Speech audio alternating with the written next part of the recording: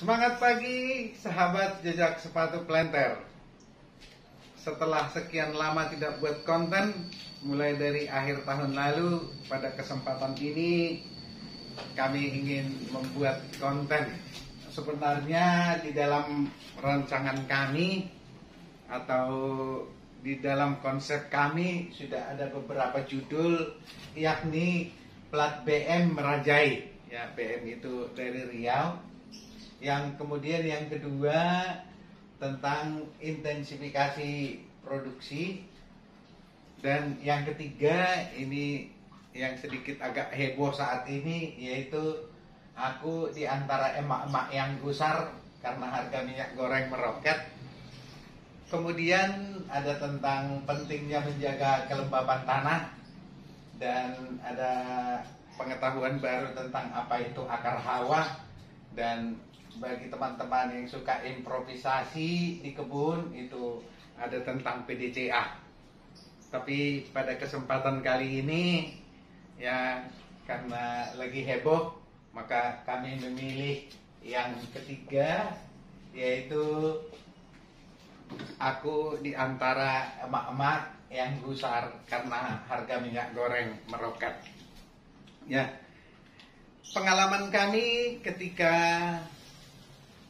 mudik pada musim Natal dan tahun baru yang lalu, sering keluarga, teman-teman berkumpul. Dan ketika berkumpul beberapa orang, apalagi jika ada emak-emak di sana, mereka seperti mau menuduh saya atau meminta saya untuk menjelaskan, kenapa ini harga minyak goreng melambung tinggi, tidak masuk akal, gila-gilaan.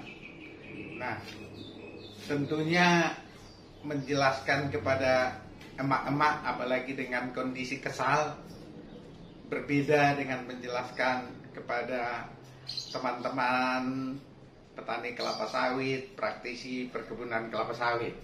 Ya, sebagaimana kita ketahui, dimanapun dan komoditi apapun, harga itu tergantung kepada permintaan dan ketersediaan.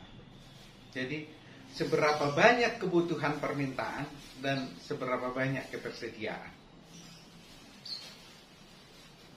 Permintaan akan minyak sawit semakin meningkat, terutama setelah bergelombang-gelombang pandemi, terjadi pemulihan ekonomi. Ya, bisa kita lihat restoran-restoran, tempat-tempat makan mulai bergairah. Begitu juga dengan kebutuhan untuk energi.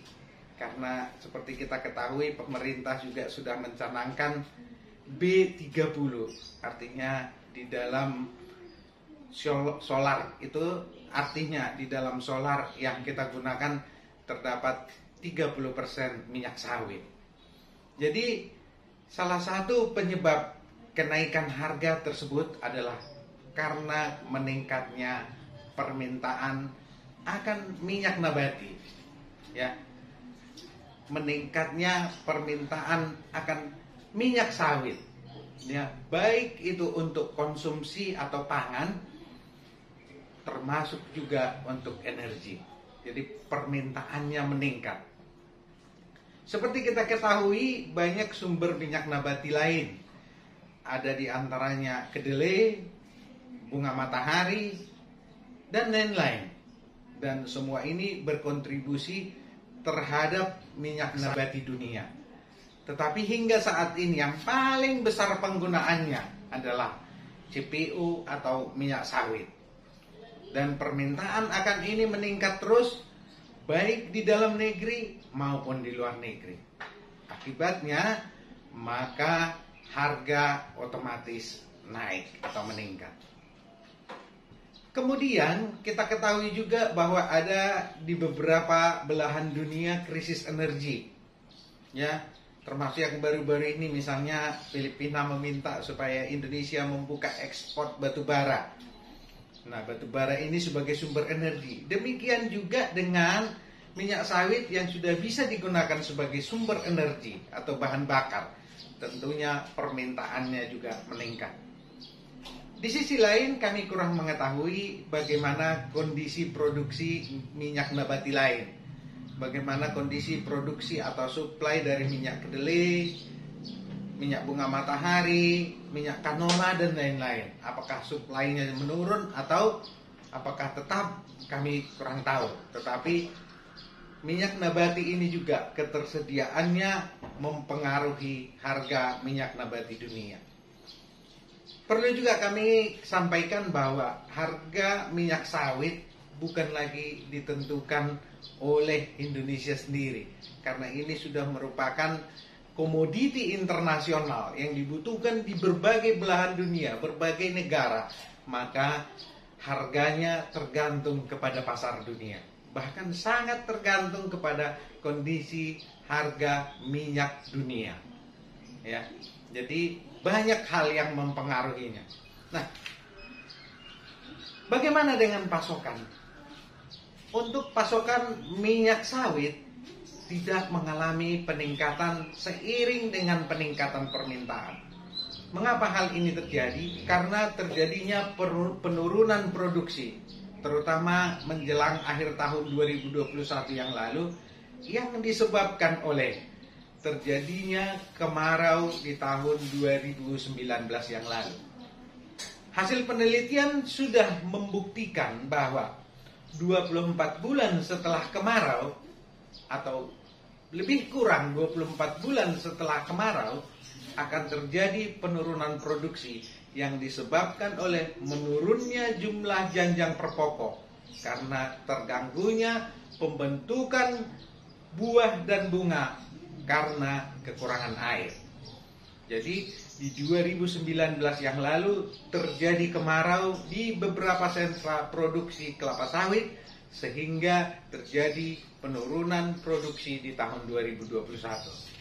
Nah, kedua hal ini menjadi penyebab peningkatan harga minyak sawit. Di satu sisi terjadi permintaan yang meningkat karena kondisi ekonomi yang semakin membaik setelah mengalami beberapa kali gelombang pandemi.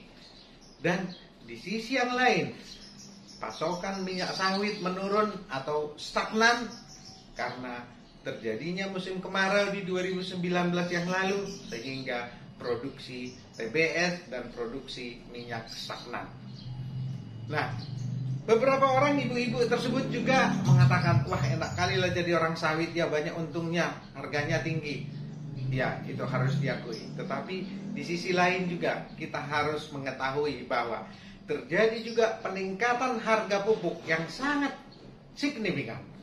Bahkan ada yang naik sampai 100%. Begitu juga dengan bahan-bahan kimia pertanian lainnya, terjadi juga peningkatan. Sebagai salah satu contoh, misalnya glifosat yang dulunya berharga 52.000 per liter sudah naik menjadi 99.500 per liter. Ini peningkatan yang sangat tinggi, sehingga kos produksi juga atau biaya operasional juga di perkebunan meningkat. Jadi peningkatan harga CPO atau harga minyak sawit diikuti juga dengan peningkatan biaya operasional. Jadi hidup memang masih tetap berimbang. Lalu apa yang harus dilakukan untuk hal ini? Kami mempunyai ide konyol bagaimana kira-kira jalan keluarnya. Apa ide konyolnya? Mari kita simak diskusi singkat kami berikut ini. Selamat pagi, Abang. Pagi. Baik, dari pemaparan Abang tadi, apakah ada strategi yang bisa diterapkan untuk menstabilkan harga minyak goreng di pasaran? Baiklah. Secara langsung untuk menstabilkan harga, saya kira intervensi yang dilakukan pemerintah untuk mensubsidi itu sudah benar.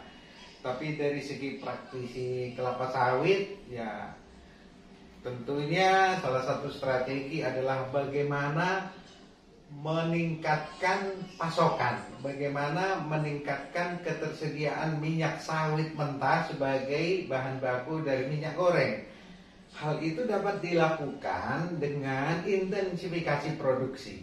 Jadi bagaimana meningkatkan produksi tanaman kelapa sawit sehingga ketersediaan minyak mentah sebagai bahan baku minyak goreng akan meningkat. Sebagaimana kita ketahui, di negara kita sudah ada sekitar 16 juta hektar perkebunan kelapa sawit. Jika ini diintensifkan produksinya akan sangat luar biasa. Jadi strateginya adalah yang pertama bagaimana meningkatkan pasokan atau ketersediaan daripada bahan bakunya. Baik, Amang. Apakah masih ada solusi-solusi yang lain? Sepertinya ada ide-ide konyol barangkali ya, ide-ide konyol ya. Terbayang oleh kita bagaimana jika pemerintah membangun bunker atau tangki-tangki raksasa di sentra produksi kelapa sawit.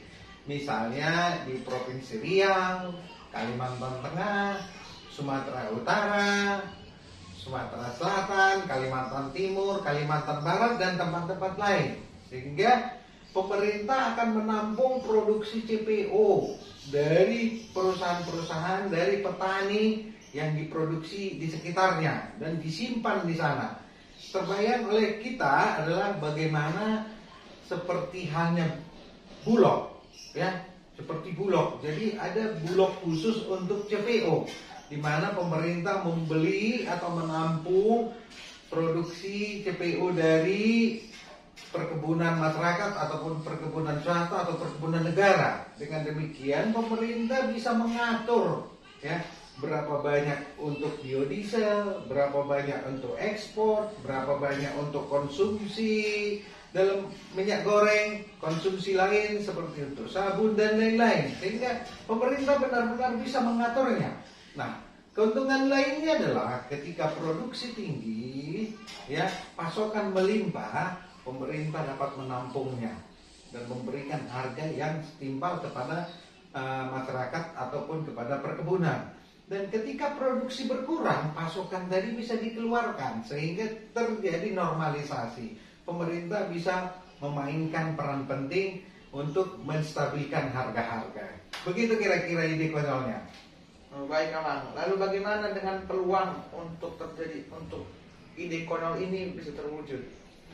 Nah, saya kira jika pemerintah beritikat baik, berkemauan yang baik, semua stakeholder bersinergis, saling membantu, saling menyumbang pemikiran, ada teknologi dan segala macam, saya kira ya punya sangat berpeluang. Ya, memang membutuhkan infrastruktur, membutuhkan biaya, tetapi saya kira bisa kalau semua berkeinginan baik, bekerja sama untuk mewujudkannya. Begitu kira-kira. Baik, terima kasih Amang, dan semoga kiranya ide konyol tersebut bisa terwujud. Amin. Semangat pagi. Pagi.